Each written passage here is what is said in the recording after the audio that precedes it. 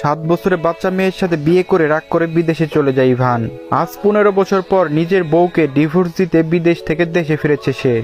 Ivan যখন বিমান থেকে নেমে এয়ারপোর্টে দাঁড়ায় তখন ড্রাইভার তাকে রিসিভ করে। ইভান গাড়িতে উঠে বসে, এরপর নিজের বাড়ির উদ্দেশ্যে রওনা দেয়। আজ প্রায় 15 বছর পর নিজের দেশে ফিরেছে সে।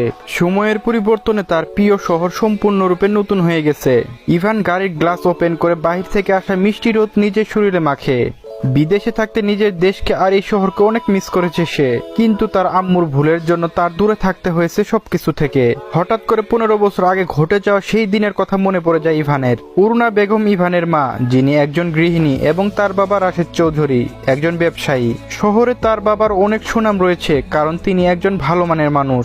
অরুণা বেগমের বন্ধুর নাম রাশেদা বেগম, যার স্বামী একটি অ্যাক্সিডেন্টে মারা যায়, যার ফলে বাধ্য হয়ে উনি চৌধুরী বাড়িতে থাকেন।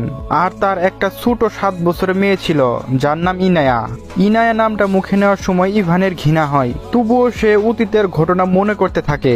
ইনায়া তখন খুব ছোট, মাত্র 7 বছর বয়স, আর ইভানের তখন 15 বছর বয়স। ইভান ছোটবেলা থেকে পড়াশোনা খুব ভালো, যার জন্য বিদেশে গিয়ে পড়াশোনা করার ইচ্ছা তার ছিল। ইনায়া খুব ছোটবেলা থেকে খুব দুষ্টু প্রকৃতির মেয়ে, তবে ইভান খুব শান্ত।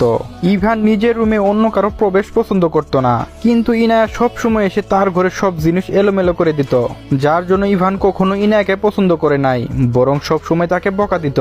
আর ইনায়াদের এই বাড়িতে থাকা ইভান পছন্দ করে নাই, সে সব সময় ওকে কাজ